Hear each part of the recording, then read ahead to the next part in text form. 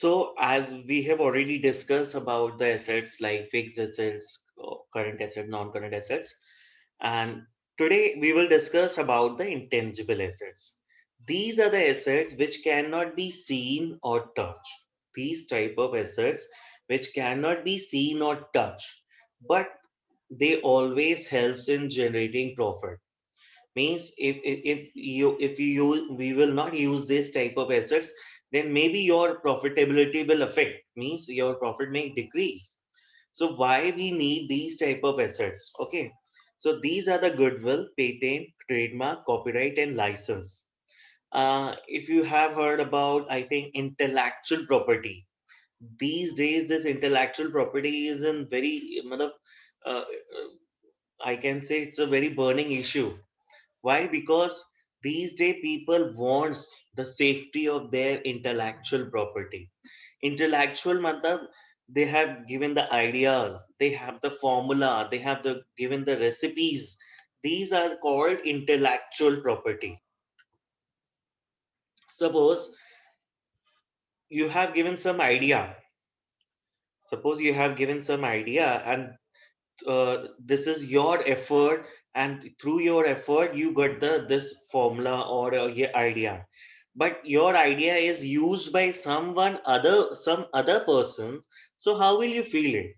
Means the benefit should go to you because you have done work on this formula or this idea, but the other people are using. So how will you feel it? Yeah, अभी हमने अभी हमने एक ऐसा formula बनाया या ऐसा idea निकाला जिससे मेरे को बेनिफिट मिलना चाहिए था, बट मेरा आइडिया किसी ने कॉपी कर लिया और मेरे को तो फायदा नहीं मिला, दूसरे को फायदा मिल गया। तो क्या होगा? बुरा लगेगा ना। तो बुरा लगेगा और जो बेनिफिट मुझे मिलना चाहिए था वो नहीं मिला। तो ये भी बिजनेस में भी होता है। बिजनेस में बड़े बड़े बिजनेसमैन हैं जो अपनी प्रॉपर्टीज पे करोड़ों रुपए अरबों रुपया खर्च कर रहे हैं कि भाई हम लोग नया प्रोडक्ट डेवलप करेंगे। अब नया प्रोडक्ट डेवलप करना है और जब तक आपने डेवलप किया आपका आइडिया किसी और ने चुरा लिया और वो प्रॉफिट कमा रहा है। तो क्या होगा? तो ये उस कंपनी को लॉस हो जाएगा। जितना इतना मेहनत किया, करोड़ों रुपए इन्वेस्ट किया कि रिसर्च करेंगे, डेवलप किया, प्रोडक्ट डेवलप हुआ, लेकिन किसी और ने कॉपी कर लिया। तो वो क्या है? इंटेलेक्चुअल प्रॉपर्टी है। उनको बोलते हैं इंटेलेक्चुअल प्रॉपर्टी। ये आपका प्रोडक्ट डिजाइन भी हो सकता है, ये आपका आइडिया भी हो सकता है, या सॉन्ग हो सकता है, म्यूजिक। आपने म्यूजिक बनाया, आपका म्यूजिक किसी और ने कॉपी कर लिया। आपने सॉन्ग बनाया लेकिन कोई यूज और कर रहा है। कोई रेसिपी बनाई, रेसिपी का फायदा आपको मिलना चाहिए लेकिन कोई और फायदा ले गया। है ना? ये इंटेलेक्चुअल प्रॉपर्टीज होती हैं और ये आजकल बिजनेस में बहुत इंपॉर्टेंट रोल रखती हैं। और तुमने देखा अभी आज के टाइम में, मैं एक एग्जांपल दे रहा हूँ, जैसे फाइजर कंपनी है अमेरिका की, उसने कोरोना वैक्सीन बनाया है। तो उसने कोरोना वैक्सीन में क्या किया कि इन्होंने पेटेंट्स लेने जा रहे हैं। उसका पेटेंट लेने जा रहे हैं। पेटेंट लेने का मतलब है फाइजर कह रही है, भई हमने इतनी मेहनत करी है तब जाके हमने ये वैक्सीनेशन बनाया है, और अगर हम पेटेंट राइट्स नहीं लेंगे तो इसका मतलब हमारा जो वैक्सीनेशन फ़ॉर्मूला है वो कोई और कॉपी कर लेगा और भी प्रोडक्शन करेगा, तो हमको तो कोई बेनिफिट मिला नहीं। तो पेटेंट कराने जा रहे हैं, ठीक है? अब फाइजर को पेटेंट कराने से क्या फ़ायदा मिलेगा कि 20 इयर्स तक सिर्फ़ वो ही वैक्सीन बनाएँगे उसी फ़ॉर्मूले से, कोई और नहीं बनाएगा। अब सोच लो 20 साल में वो लोग कितना प्रॉफ़िट कमा लेंगे, अगर उनको पेटेंट राइट्स मिल जाते हैं। लेकिन अगर पेटेंट राइट्स नहीं मिले तो इसका मतलब कोई भी उसको यूज़ कर लेगा, प्रोडक्शन करेगा, बेचेगा, तो तुमको प्रॉफ़िट कम होगा, है ना? So this is called patent rights. So you can also take your product patent, है ना? अगर आपने कोई अच्छा प्रोडक्ट बनाया है तो आप भी पेटेंट ले सकते हैं। लेकिन अगर गवर्नमेंट को लगता है नहीं, ये प्रोडक्ट ऐसा है जिससे सोशल वेलफेयर ज़्यादा हो सकता है, तो हो सकता है वो आपको पेटेंट ना भी दें, ठीक है? अभी लड़ाई चल रही है, अमेरिका में फाइज़र से रिलेटेड लड़ाई चल रही है। सारे कंट्रीज़ कह रहे हैं भई अमेरिका को फाइज़र कंपनी को पेटेंट राइट्स नहीं देने चाहिए, क्योंकि पेटेंट राइट्स अगर उनको मिल गए ना तो वो अपने मन माफ़िक जहाँ चाहेंगे उसे बेचेंगे, जितने रेट्स पे चाहेंगे उसे बेचेंगे। तो सारे कंट्रीज़ अमेरिका से कह रहे हैं, भई इसको पेटेंट राइट्स मत दो, क्योंकि हमको भी चाहिए और उसमें फिर मैनिपुलेशन करेंगे। तो ये पेटेंट राइट्स होते हैं। अब सोचो ये इंटेंजिबल क्यों हैं? Actually these are the rights, and rights means अधिकार. अधिकार किसी को दे मतलब ना तो देख सकते हैं ना छू सकते हैं, just like permission. Okay, so this is called intangible, and this type of assets helps you in generating profit. Then the term is trademark. So what is trademark? Actually, the brand mark, like Reliance का R, Tata का T, है ना? So these are the brand, and we recognize by its sign, we recognize it by the name of the product. Okay, like Dettol and Nike, Adidas, Pepsi. These are the brand, and you have seen that every company has its brand mark. है ना? So like red and blue is the ball of the Pepsi, and through which you can recognize that it's a brand. No, it's a thumbs up. So thumbs up means thumb, and through this thumb you recognize that this is a brand of thumbs up. Na? So these are the brand mark, and when the company take the legal rights of these marks or names, then it's called trademark. when when you protected your brand name, or if you protected your brand mark, then it will be called trademark by the law, है ना?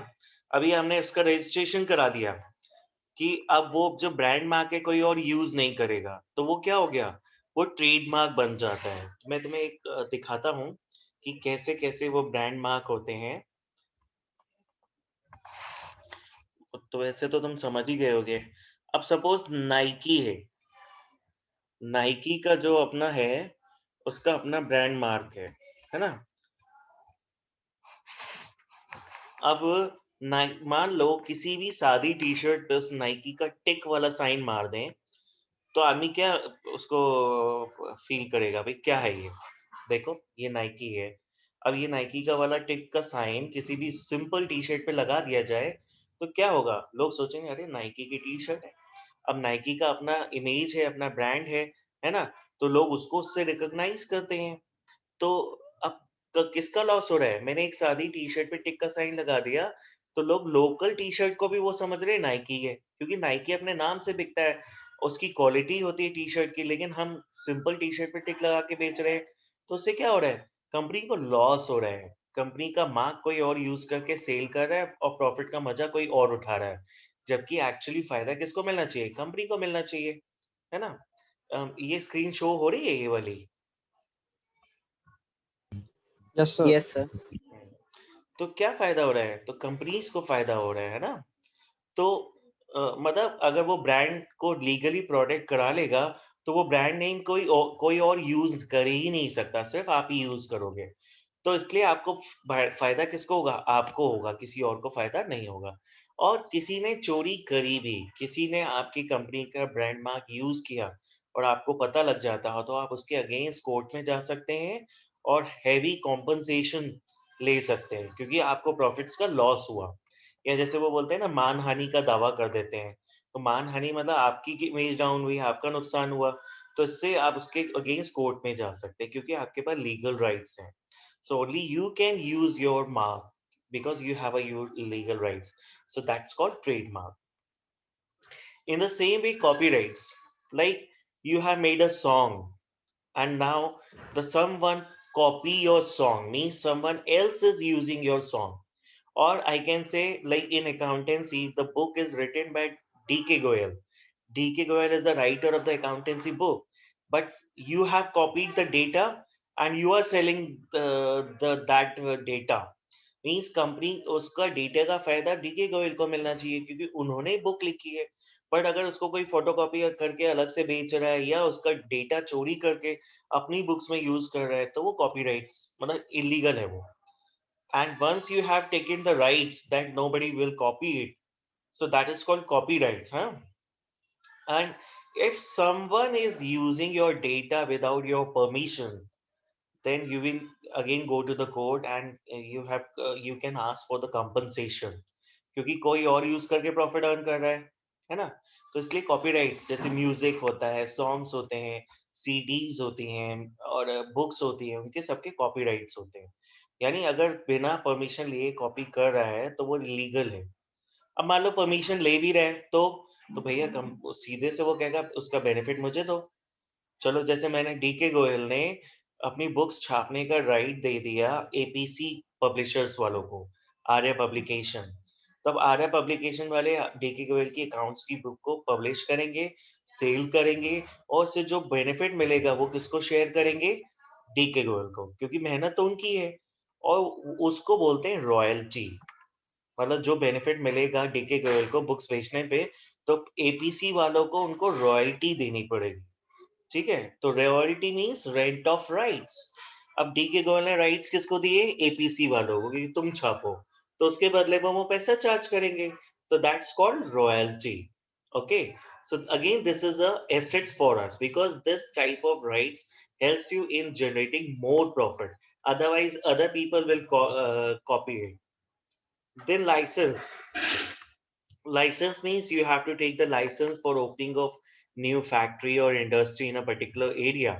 And if you don't have any license, then government intervene in your business. है ना? They can interference in your business, and that may be harmful for you. So if you have a license, so it means you can run your business without any interference. Okay, so this is called license.